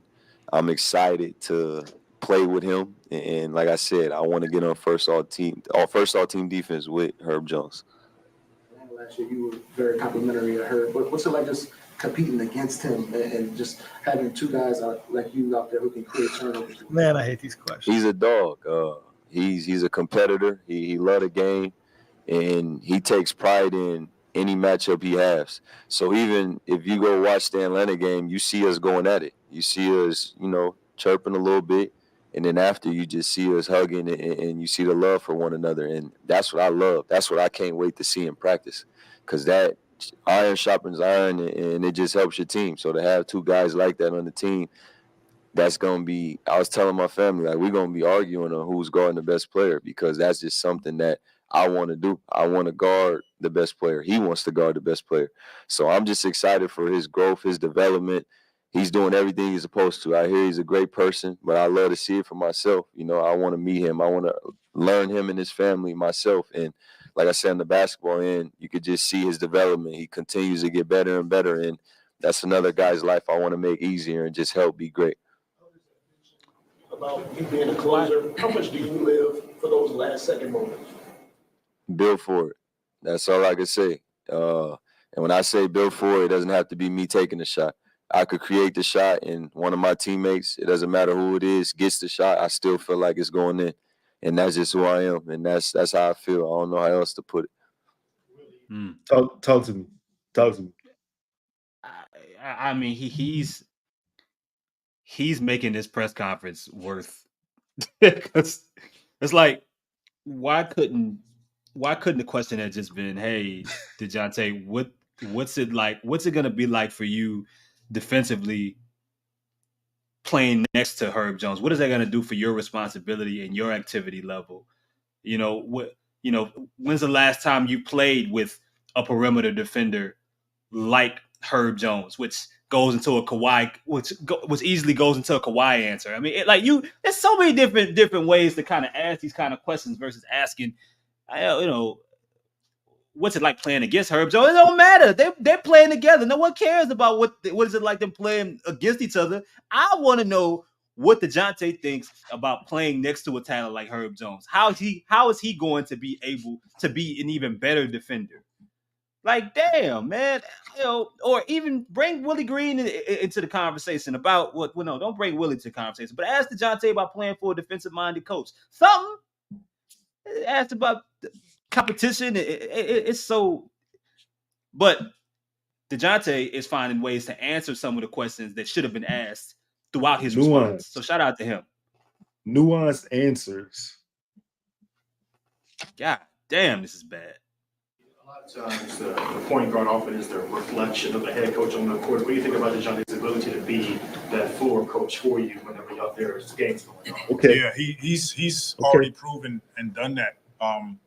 Really, pretty much his whole career. So I continue to see him blossoming in that role. Like I said, I've been watching Dejounte. I've got Dejounte. I've been watching.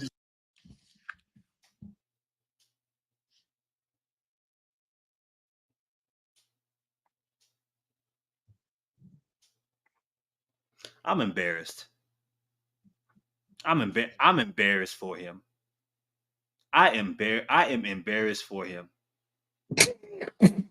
I am fucking embarrassed for him. Why are you thinking about Devontae? Why is Devontae Graham on your fucking mind at all? You had all week. It's not the same. And he's still not answering the question. Oh my God. Oh no way he's not about to answer this question, Ross. He's gonna answer something. Bro, this is a good question. Like he has so much runway for him to give an impeccable answer with this question. Ain't no way he gonna fuck this up, dog. Ain't no way he gonna fuck this up. Since he was young, and Jamal Crawford is a really good friend and teammate, and I know Dejounte was one of his sort of like younger proteges coming up.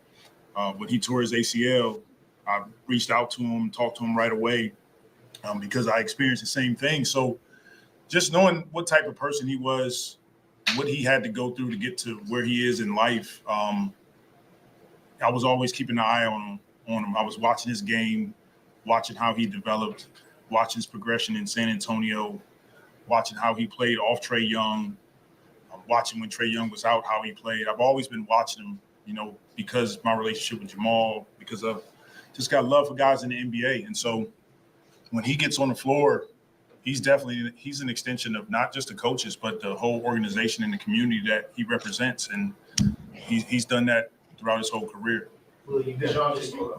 Dog, he did not fucking answer the question, bro. Because he can't. This is why I'm sorry.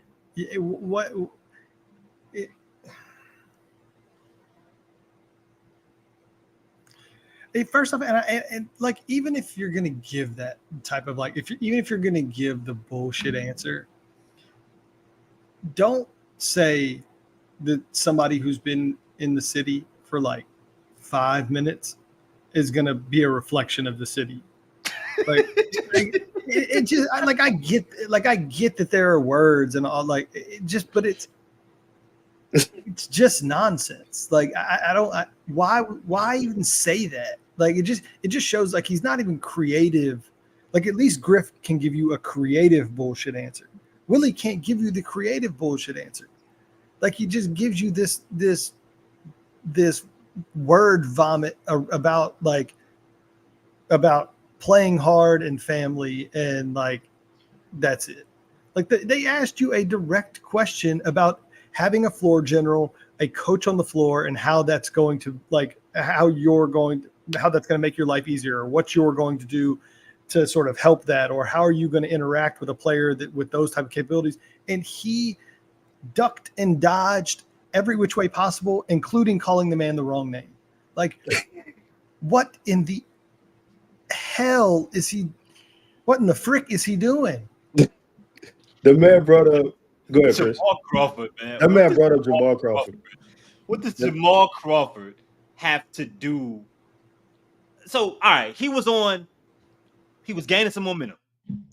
You know, it took him a little bit, but he started talking about their relationship going back to when Dejounte tore his ACL and how they met, and he could have continued going to, tying it into, I don't know, like if you're gonna bring up players or someone that you had ties with or teammates with, bring up Chris Paul. Like he's the last real floor general that you've been tied to in your coaching career, wouldn't you say? Dating to his, being an assistant coach in Phoenix. But we ended back with community. we ended back with an extension of the community, the fan base, and all this other shit when the question was directed your relationship with Dejounte Murray, how that's going to impact basketball on the floor. The point guard being an extension of the coach. What does that mean to you, my dog? How is that going to make your life easier? How is that going to impact game planning and play calling and things on the fly and the sets that you run and influence and all this other shit?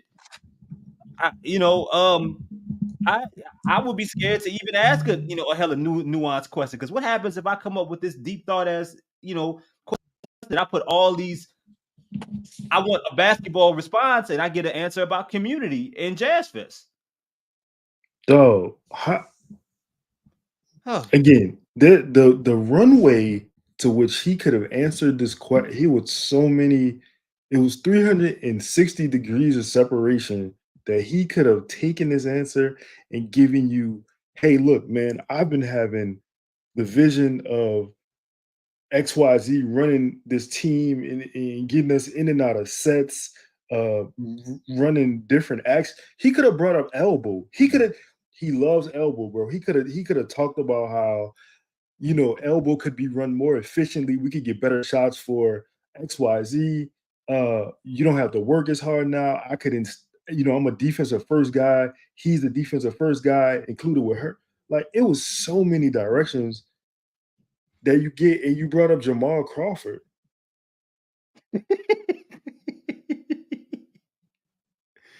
I mean, does he not? I mean, let me ask y'all this: do y'all think? Do you guys truthfully think he's a fan of the Dejounte Murray trade? How about that? Here we go. My reaction. That's exactly it. Like I've even from the very moment, Lito, I think you said it when they all were just going to take their seats. He seemed either disinterested. Certainly, Chaz just used the word unenthusiastic, I think is a good word. It just doesn't seem like he's real thrilled about this. Well, we never mind. We heard some things. We heard some things that we can't confirm, but lost some of his favorite players. You know what I'm saying? He bringing a guy who can dribble, pass, and shoot. Like, why would I want that? I just don't know what Jamal Crawford had to do with any of this. Exactly. Where's the Chad? He just lost three of his favorite guys, man. He's distraught. I need guys. I need you to bring me guys who can't do shit. I need to coach them up. Force. Hopefully that's not the last question, and he can, because right now he's 0 for 3, right? He getting cooked. Yeah. I need Willie. I need Willie to play with some force here. I need Willie to show some fight, and I need Willie to end up answering at least one of these questions right. I need Willie to be like, Dejounte. No, fuck that. I got it. Like he looks like he wants to go home. Like he doesn't look like he wants to. Yeah, right. Oh, poor Larry. Why he looks so Guys sad? in this roster who've been really productive players in the NBA, put up numbers. I mean, what do you think? I've always been watching him, you know, because my relationship with Jamal, because of just got love for guys in the NBA. And so when he gets on the floor, he's an extension of not just the coaches, but the whole organization and the community that he represents. And he's done that throughout his whole career. Willie, you've been just a lot of guys on this roster who've been really productive players in the NBA, put up numbers. I mean, what do you think about the challenge of making all the pieces fit this upcoming season? I look forward to it. That's what we get in this business, this job for, is to figure it out, is to compete, and it's going to be a collective, decision. These guys will help determine some of that. I'll do my part and diving into film and seeing what matchups work and things like that. But the biggest thing for us is that we want a competitive team. We want starting with high character. All of our guys have that, and we want to continue to add wins under our belt, and Dejouonte brings that.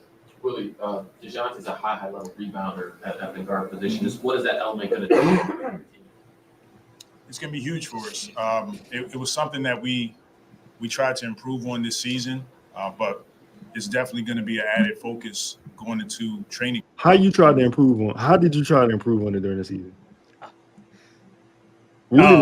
Really fibbing. He just fibbed us. This is not Christian like. He fibbed us.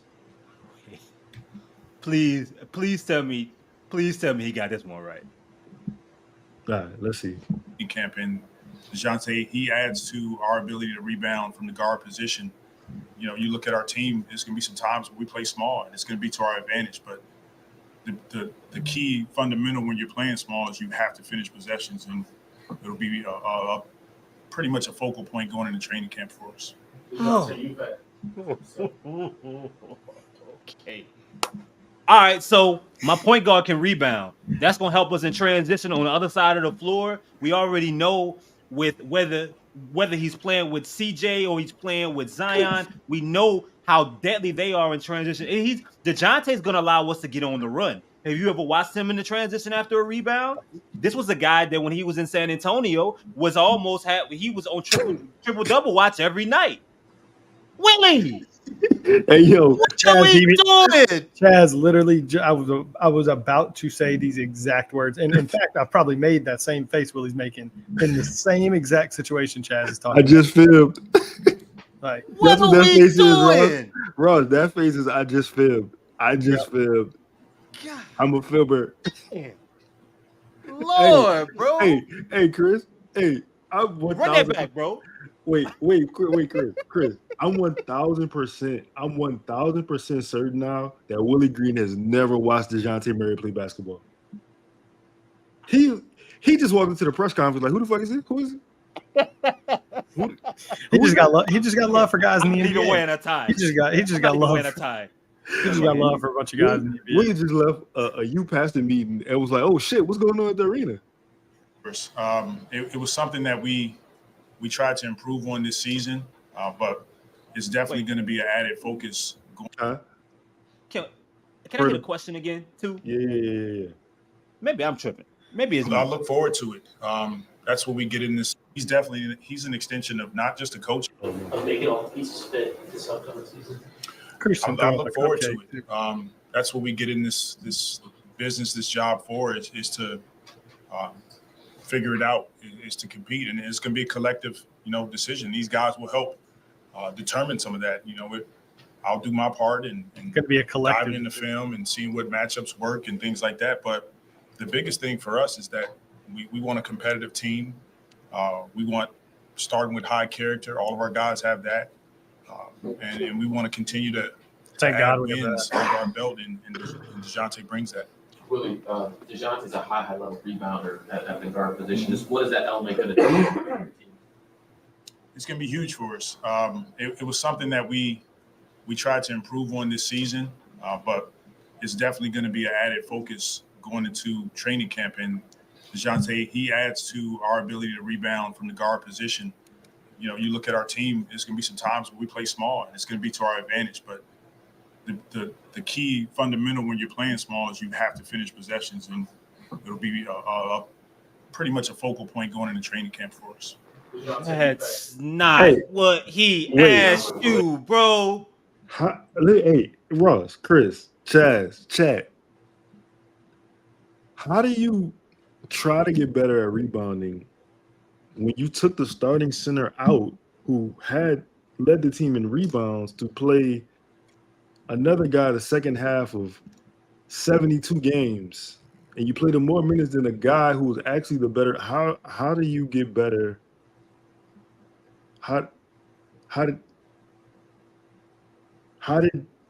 1 + 1 is how is subtraction of a rebound?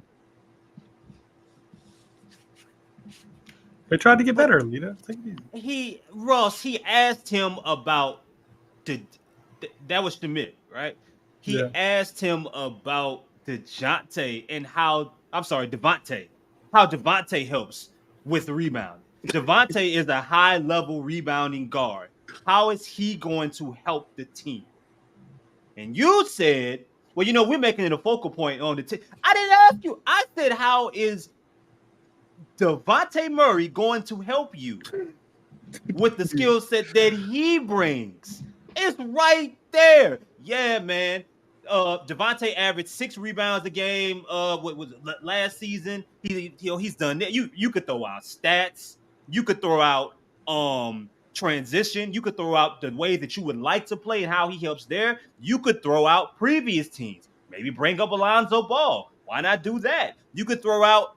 There's so many different things that you could have said. The fact that he can rebound so well makes him even more versatile on defense next to guys like Herb Jones and CJ and some of these other guys who aren't great rebounders but are still good defenders. Like, there's a million different ways you could have answered that question other than answering it how my 8-year-old daughter would have answered it. Bro, it's going to help us. It's going to help us. He could have brought up, he could have gave a lot of nuance to that question, and he could have said, man, if you think about the Dejounte's 2021 season in San Antonio, when he averaged a career high 8.3 rebounds a game, that would have been second on our team with JV. So he would be our leading rebounder right now. You know what I'm saying? We could use that coming from the guard position to get us into our breaks early. You know, to me, it's disappointing. Like, I hate having to say this, but like they say it so much that it's disappointing to hear the whole thing about like, well, we want high character. Like, they say that so much that it almost puts more of an emphasis on like, that's all you care about. Like, is that all you care about? Like, we get it, dog. Like, we get it. Yeah, like, we get it. Like, you want people that for the most part aren't total pieces of shit. Like, all right, that's cool. Like, most workplaces like do want that, but you don't have to keep repeating it.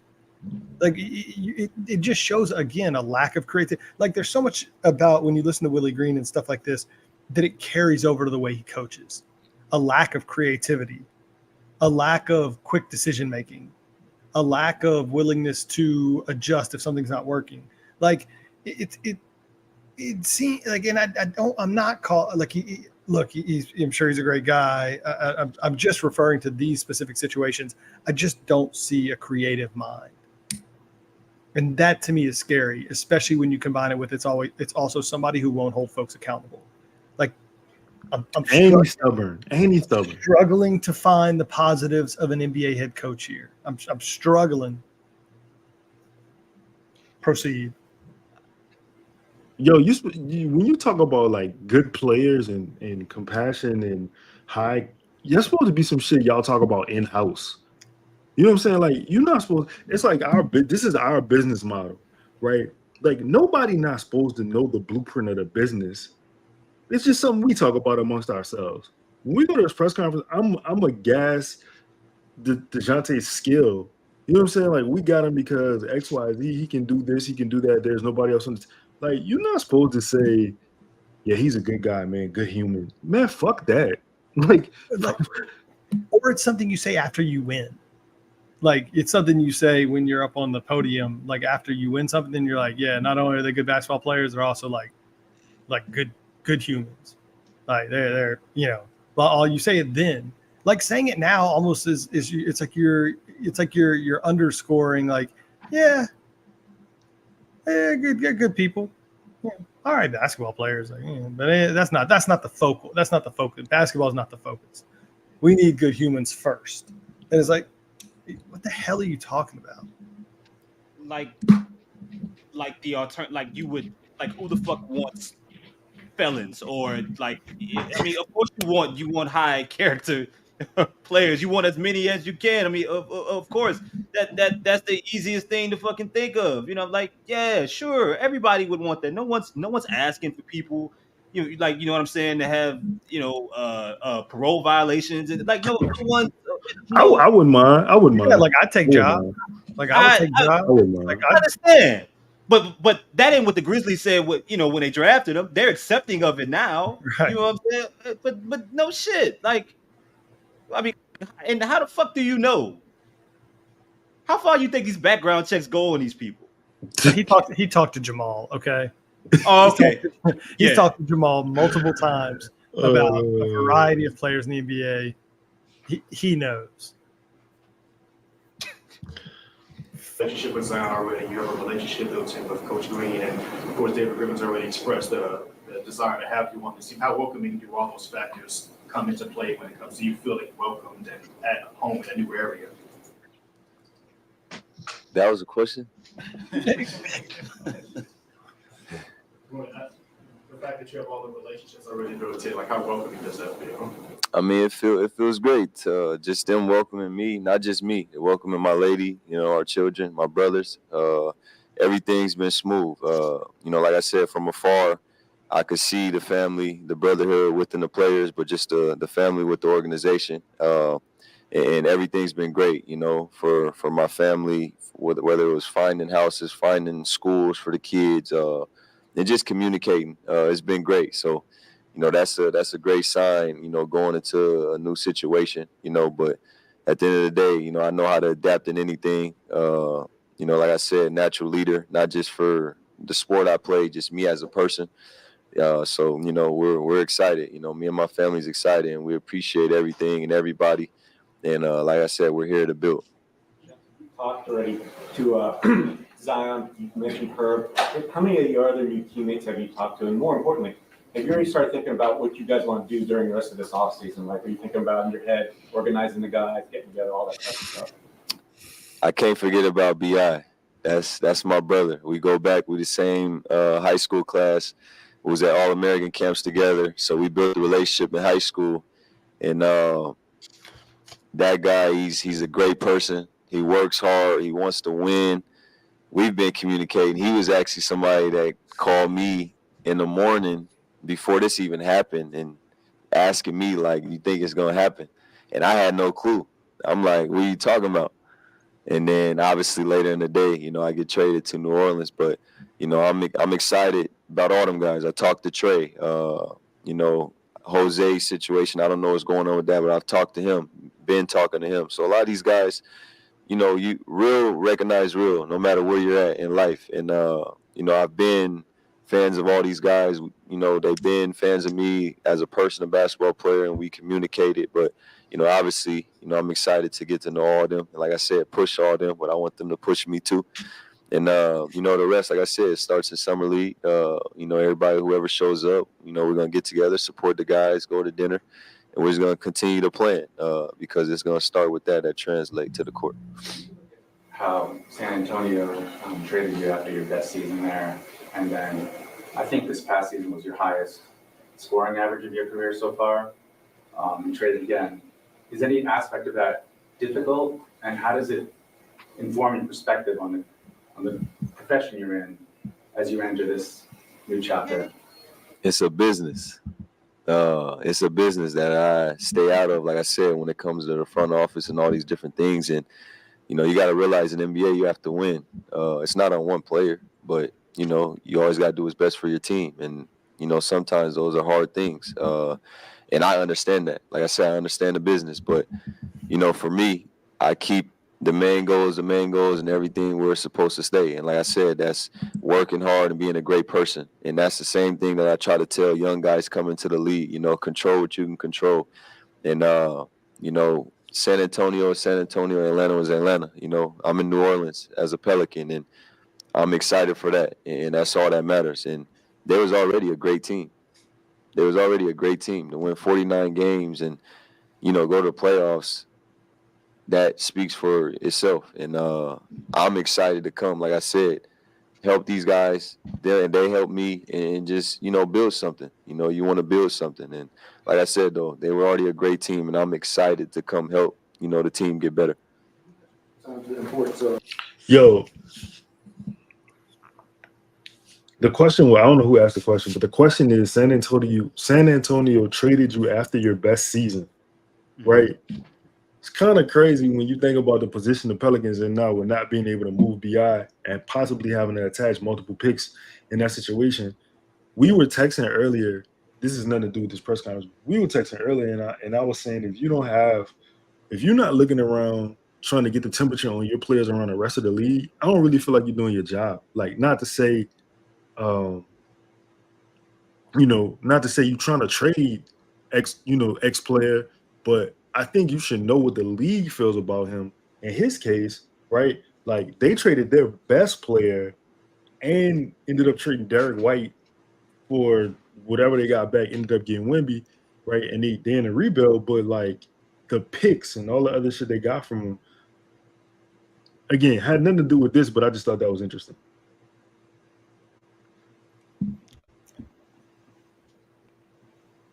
Of being a leader, being a mentor for the younger guys, as you mature, how much did that become an emphasis for you, being that presence in the locker room? I mean, it's just always starting, who I was as a kid. I've never followed nobody. It goes just, the cards I was dealt in my life from a young kid.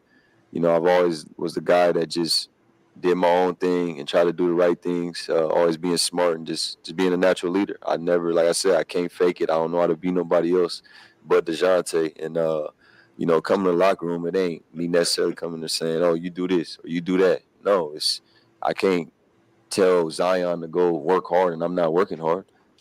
I can't tell Trey to go, watch film and I'm not watching film. So it's just stuff, natural things, but keeping everything where it's supposed to be, preparing and knowing that, every game counts, every practice counts, taking care of your body, staying off your feet, just doing the right things, eating the right food, just throwing that out there, whatever it is to help better us as individuals, but also as a team.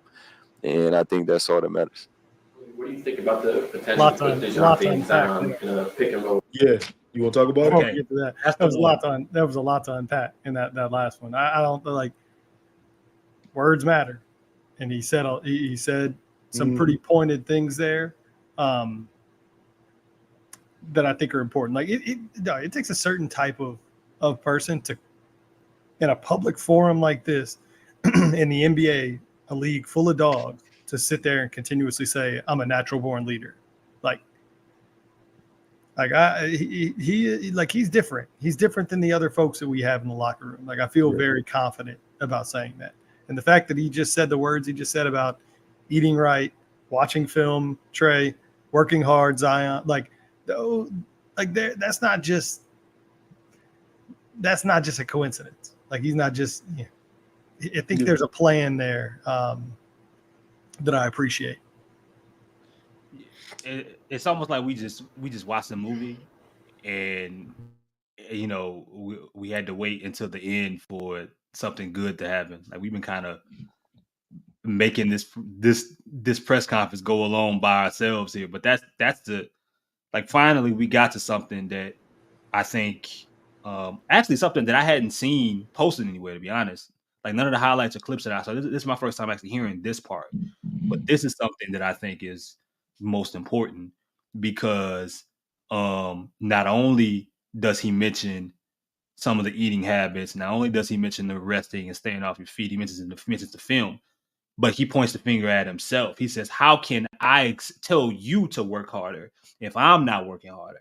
How can I tell you to watch film if I'm not watching film? Again, words and actions, we are humans. some of us, whether you got, significant others, families, you got, children, or you got employees, all of us know words and actions totally different. People could sell you a dream. They could tell you everything that they're going to do right and how they know this and that, sell you a nice word salad, and the actions don't, consistently match up with it. But like some of these things that he says this isn't somebody that hasn't done his homework. Like, he's done some kind of homework coming into this situation, and he's pinpointed some things, I think, already. That, I think, that sounds good for somebody that you want to possibly be a leader of your team and to step into a point guard role on this team. Yeah, facts. The spaced out floor and the challenges it might cause for opponents. Hold up. I didn't hear the question. Or the potential to put Dejounte. Just throwing that out there, whatever it is to help better us as individuals, but also as a team. And I think that's all that matters. What do you think about the potential to put Dejounte and Zion in a pick and roll with the spaced out floor and the challenges it might cause for opponents? I mean, you said it. It's going to be a challenge. These guys they're great basketball players. And it would not be a challenge. No. It's a challenge for the opposing team.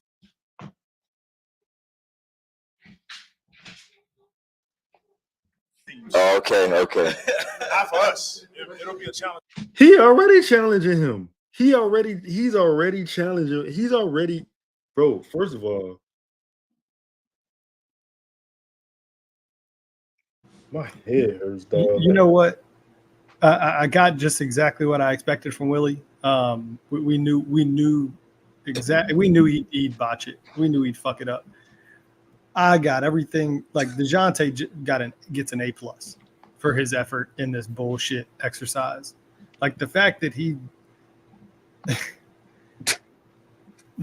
had to cut off a coach that has never coached him yet, that he, in theory, doesn't know that well. Like, that, to me, goes back to what Chris just said. Like, he did his homework, and he knows Willie's a bum. He already knows. This is crazy, man. I cannot believe. Yo, look at this still of this video is the antithesis of what this has been. Dejounte confident and Willie. You said it. What did he say? What you said it, Shamit. No, I didn't. I asked you a question. No, I didn't. I asked you what you thought about a pick and roll with your new acquired point guard and your best player in a spread out floor. Hey, you know what, man? I think there's a lot of things that can happen. We didn't really get a chance to run as much pick and roll as we wanted to last season.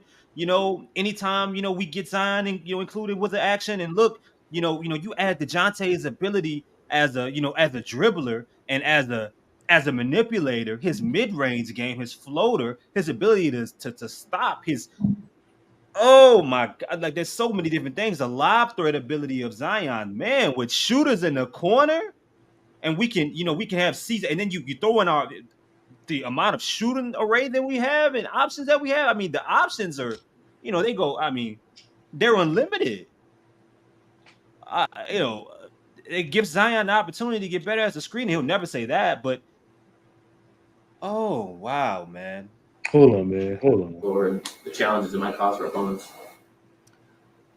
I mean, you said it. It's going to be a challenge. For him, these guys they're great basketball players. And it would not be a challenge. No. It's a challenge for the opposing teams. Okay. Not for us. It'll be a challenge for opposing teams. But these guys are great basketball players. So you put the ball in their hands, and a lot of coaching is just that's what it is. Just put the ball in their hands and get out the way. And they figure out the game. They're smart. They all watch film. They all work it out in practice. They're working out in the huddles. Cut this shit off, Lito. Cut it off. Cut it off. Yeah, I'm good. I'm good, man. Did he mention pick and roll one time? No. I'm good, man. I'm good. No. Willie didn't say anything about a pick and roll? I'm good. I don't even want to watch no more. I'm good. I'm good. What?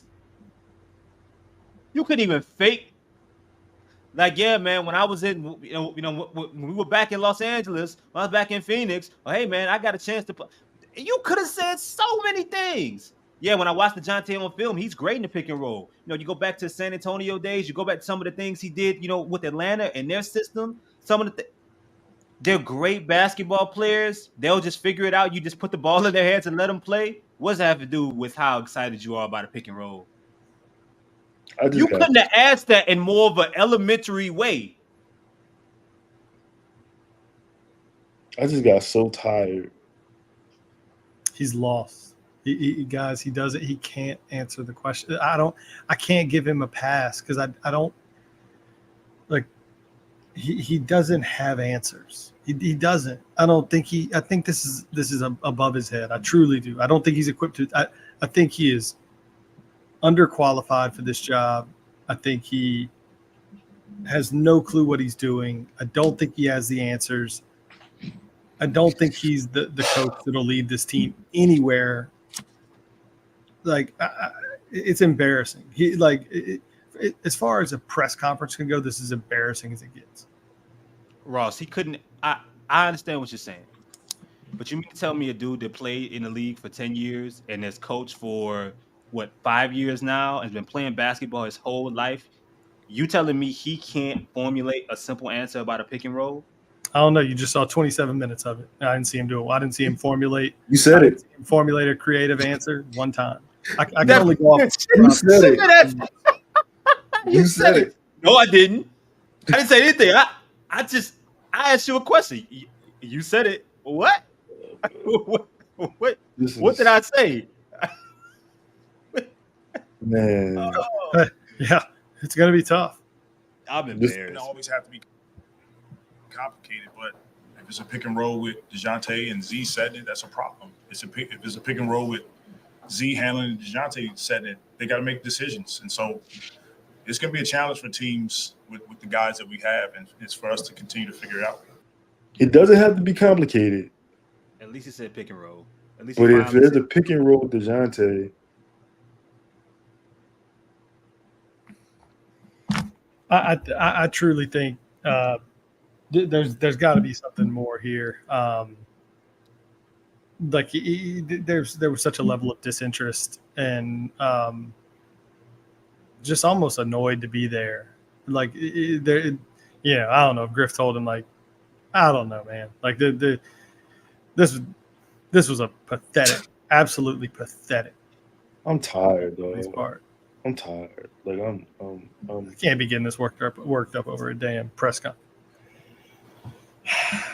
How about Dejounte stepping in? Presentation, Griffin and others.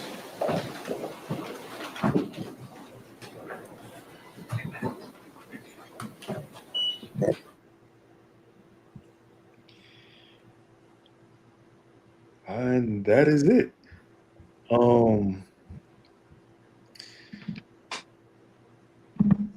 Who's excited for the season now? So Ross, when the last time you looked at the roster?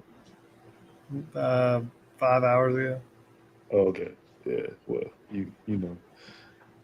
Y'all want to get into some questions before we get out of here? Start some shit. No. I ain't even mad at you.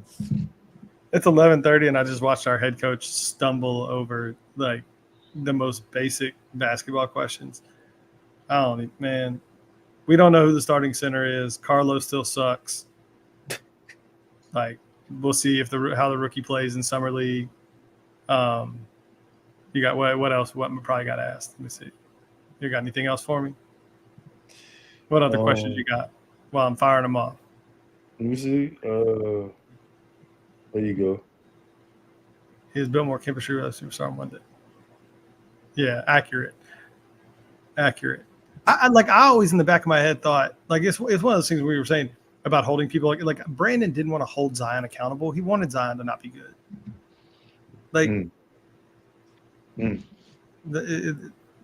All right, next question. Do you think he and Zion will have input on team additions?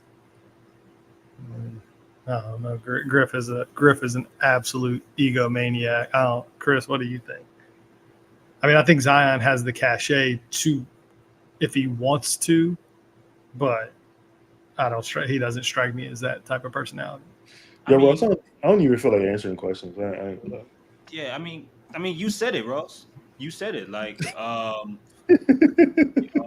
I think they clearly have an emphasis on adding high character guys and guys with good structure that come from good families and have savings accounts. And I think being able to add more of those are gonna really impact the team. And it's just really just putting the basketball and the opportunity in their hands, in their favor, to really let them do with it. You just let them make the call. That's why you play. I learned that from Jamal Crawford. I think we've seen enough. We've seen enough, Lito. I run the company burger and get us out of here. Man, I can't believe this.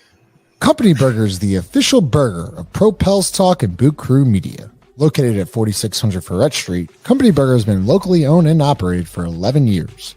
Grind the meat, bake the buns, make the mayo, get the homemade tots. Company Burger uses Creekstone Farms prime beef to create the best burger in the city with milkshakes to go and a full bar. Company Burger is open every day besides Tuesday from 11 a.m. to 10 p.m. Can't make it out? No worries, we have you covered. You can order online right now at thecompanyburger.com or check them out on the Toast or Uber Eats app. Company Burger, the official burger of Boot Crew Media. Hold on, Lito. Yeah. Audio Jungle.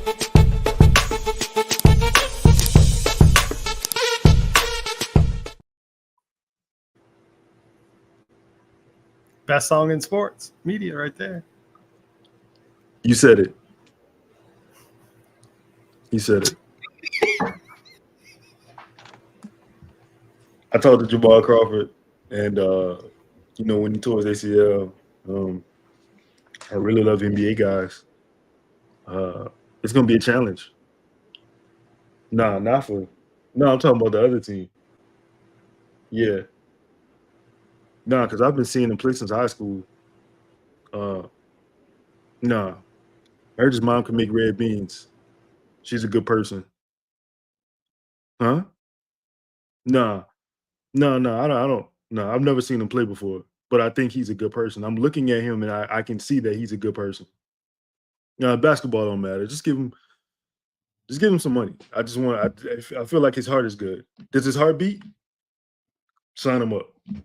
We want him.